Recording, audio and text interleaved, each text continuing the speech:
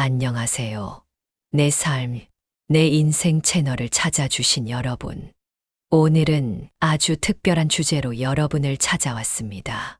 바로 80전에 꼭 알아야 할 인생 조언입니다. 인생이란 참 묘합니다. 젊었을 때는 몰랐던 것들이 나이 들면서 깨닫게 되고 또 그 깨달음이 우리의 삶을 더욱 풍요롭게 만들어주죠. 하지만 때로는 이걸 좀 더 일찍 알았더라면 하는 아쉬움도 있을 겁니다. 오늘은 그런 아쉬움을 조금이나마 덜어드리고자 합니다. 80이 되기 전 우리가 꼭 알아야 할 7가지 인생의 지혜를 나누려고 합니다. 이 조언들은 단순한 격언이 아닙니다. 실제 사례와 최신 심리학 연구를 바탕으로 한 우리 삶에 직접 적용할 수 있는 실질적인 지혜입니다. 자, 그럼 시작해 볼까요? 지금 이 순간을 살아라. 첫 번째 조언은 지금 이 순간을 살아라입니다. 우리는 종종 과거에 연연하거나 미래를 지나치게 걱정하느라 현재의 소중함을 놓치곤 합니다. 김철수 씨 가명 68세의 이야기를 들어보세요. 저는 항상 은퇴 후의 삶을 걱정하며 살았어요. 돈을 모으는 데만 집중하다 보니 정작 아이들이 자라는 모습을 제대로 보지 못했죠. 그러다 3년 전 큰 병을 앓고 나서야 깨달았습니다. 지금 이 순간이 얼마나 소중한지를. 김 씨의 경험은 우리에게 중요한 교훈을 줍니다. 하버드 대학의 연구에 따르면 현재에 집중하는 마음 챙김 마인드풀니스 훈련을 한 사람들이 그렇지 않은 사람들보다 스트레스가 47% 낮고 삶의 만족도는 62% 높다고 합니다. 여러분, 오늘부터 하루에 단 5분만이라도 명상을 해보는 건 어떨까요? 눈을 감고 깊이 호흡하며 지금 이 순간에 집중해 보세요. 과거도 미래도 아닌 오직 지금 이 순간만을 느껴보는 겁니다. 관계에 투자하라. 두 번째 조언은 관계에 투자하라입니다. 하버드 대학에서 75년간 진행한 연구 결과 행복하고 건강한 삶의 가장 큰 비결은 바로 좋은 인간관계였습니다. 돈도 명예도 심지어 건강도 아닌 관계가 가장 중요했다는 사실. 놀랍지 않나요? 박영희 씨 72세의 사례를 보겠습니다. 제 친구 중에 사업으로 큰 성공을 거둔 분이 계세요. 하지만 일에만 몰두하다 가족과 멀어졌죠. 반면 저는 평범하게 살았지만 매주 가족 모임을 가졌어요. 이제와 보니 제가 훨씬 행복해요. 손주들과 이야기 나누는 시간이 제겐 무엇과도 바꿀 수 없는 보물이에요. 여러분, 오늘 저녁엔 가족이나 오랜 친구에게 전화 한 통화 해보는 건 어떨까요?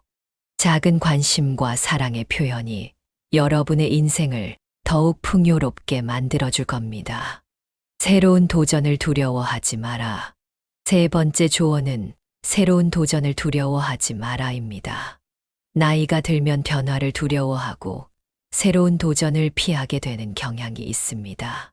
하지만 최근 신경과학 연구에 따르면 나이와 상관없이 우리 뇌는 새로운 것을 배울 때 가장 활성화된다고 합니다. 이상호 씨 65세의 사례를 들어볼까요? 은퇴 후 무료한 나날을 보내다가 우연히 도예를 시작했어요. 처음엔 내가 이 나이에 뭘 하고 망설였죠. 하지만 시작하고 보니 이렇게 재미있을 수가 없더라고요. 지금은 작은 전시회도 열고 주변 사람들에게 도예를 가르치기도 해요. 제 인생의 이막이 시작된 느낌이에요. 여러분, 늦었다고 생각하지 마세요. 지금이야말로 새로운 도전을 시작할 완벽한 시기입니다. 관심 있던 분야의 강좌를 듣거나 새로운 취미를 시작해보는 건 어떨까요? 용서하는 법을 배워라. 네 번째 조언은 용서하는 법을 배워라입니다. 스탠포드 대학의 연구에 따르면 용서는 스트레스를 줄이고 심리적 웰빙을 높이는데 큰 도움이 된다고 합니다. 특히 나이가 들수록 과거의 갈등이나 상처를 해결하는 것이 더욱 중요해집니다.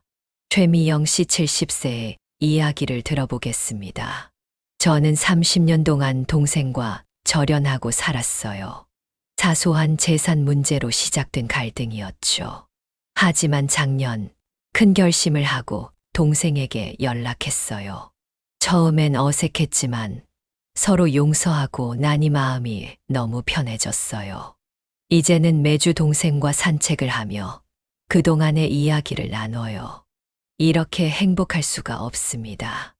여러분, 혹시 마음에 묻어둔 오래된 상처가 있나요? 오늘 그 상처를 들여다보고 용서해보는 건 어떨까요?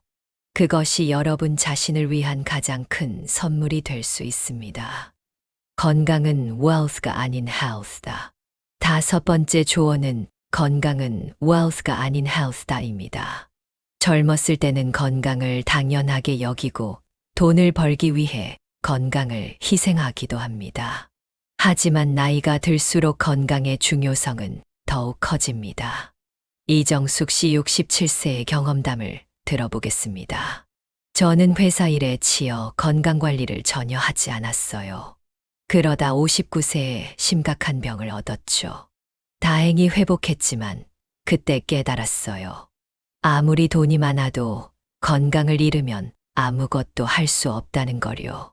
지금은 매일 아침 공원을 산책하고 식단도 철저히 관리해요. 오히려 젊었을 때보다 더 건강해진 것 같아요. 최근 연구에 따르면 규칙적인 운동은 노화로 인한 인지 기능 저하를 막고 심지어 역전시킬 수도 있다고 합니다. 여러분, 오늘부터 하루 30분씩 걷기 시작해보는 건 어떨까요? 작은 습관의 변화가 여러분의 건강과 삶의 질을 크게 향상시킬 수 있습니다. 감사하는 습관을 기르라. 6번째 조언은 감사하는 습관을 기르라입니다. 긍정심리학의 대가인 마틴 셀리그만 교수의 연구에 따르면 매일 감사한 일을 적어보는 사람들은 그렇지 않은 사람들에 비해 행복감이 25% 이상 높아진다고 합니다. 박철민 씨 69세의 이야기를 들어보겠습니다. 은퇴 후 우울증에 시달렸어요. 그러다 우연히 감사 일기에 대해 알게 되었죠. 처음엔 반신반의했지만 매일 저녁 감사한 일 3가지를 적기 시작했어요. 처음엔 어려웠지만 점점 일상의 작은 것들에 감사하는 법을 배웠죠. 6개월 만에 우울증이 완전히 사라졌어요. 지금은 매일이 감사의 연속입니다. 여러분도 오늘부터 작은 감사 일기를 시작해 보세요. 맛있는 식사, 따뜻한 햇살, 가족의 웃음 등 일상의 작은 행복에 주목해 보세요. 그러면 여러분의 삶이 얼마나 풍요로운지 깨닫게 될 겁니다. 삶의 의미를 찾아라. 마지막 7번째 조언은 삶의 의미를 찾아라입니다. 빅터 프랭클의 의미 치료에서 강조하듯 삶의 의미를 찾는 것은 인간의 가장 근본적인 욕구입니다.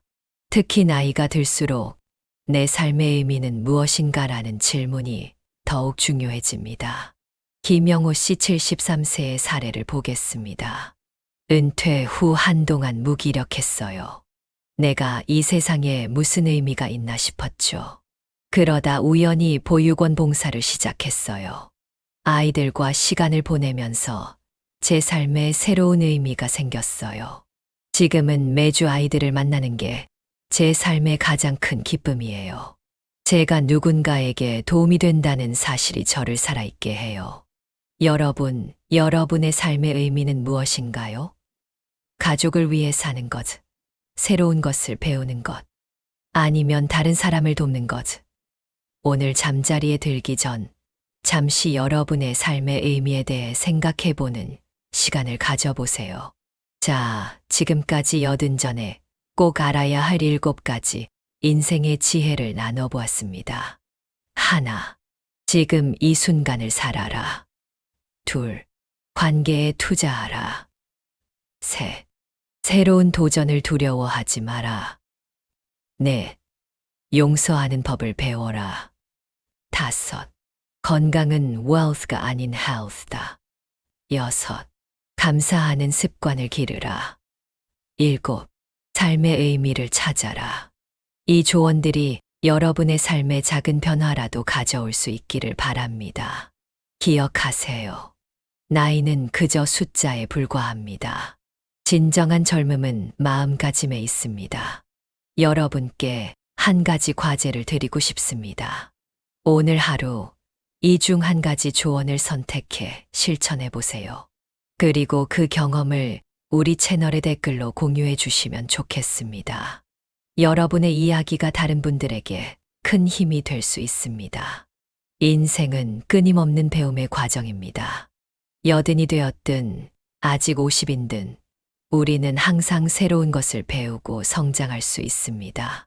오늘 배운 이 지혜들이 여러분의 남은 인생을 더욱 풍요롭고 의미 있게 만들어주길 바랍니다. 마지막으로 여러분 모두에게 행복하고 건강한 노년이 찾아오기를 진심으로 기원합니다. 오늘 이 영상이 여러분의 인생에 작은 도움이 되었기를 바랍니다. 다음 영상에서 더 유익한 내용으로 찾아뵙겠습니다. 항상 건강하시고 행복한 하루 보내세요. 감사합니다.